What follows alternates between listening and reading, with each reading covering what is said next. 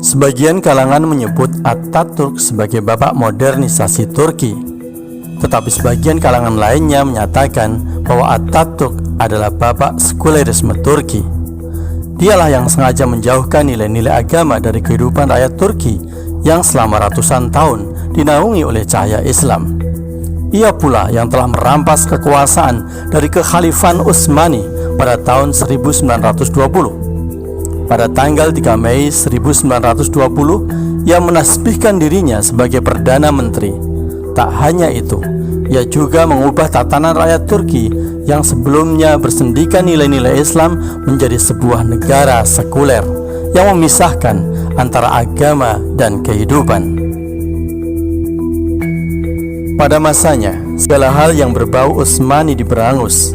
Segala hal yang berbau Islam harus ditanggalkan, digantikan dengan ideologi sekuler di setiap lini kehidupan. Mustafa Kemal juga mencontohkan langsung bagaimana melakukannya melalui kehidupan pribadinya. Ia dikenal sebagai pria flamboyan yang suka bergonta-ganti pasangan, penikmat kehidupan malam, dan perilaku hedon lainnya.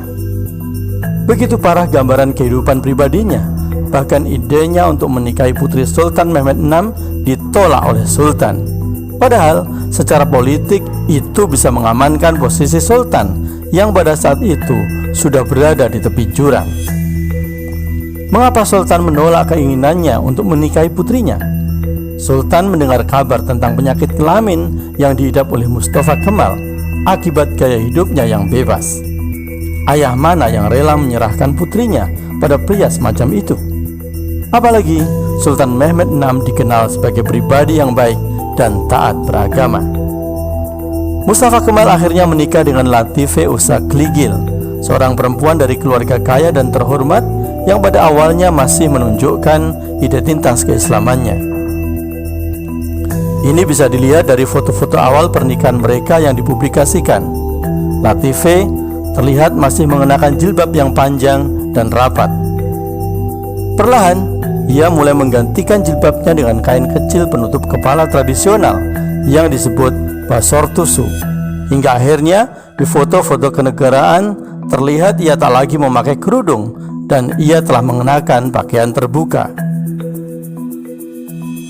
Lebih parahnya, di forum-forum resmi ia mendesak wanita-wanita Turki untuk mengikutinya. Seperti halnya suaminya, ia mempromosikan gaya hidup sekuler melalui isu-isu emansipasi wanita. Upayanya berhasil. Tak butuh waktu lama, wanita-wanita Turki menanggalkan jilbabnya. Mereka tak sadar, jilbab bukan perkara selembar kain, namun kehormatan mereka yang telah dicerabut oleh negara. Sekalipun seiring sejalan mempromosikan ide sekuler, namun biduk rumah tangga mereka tak berlangsung lama.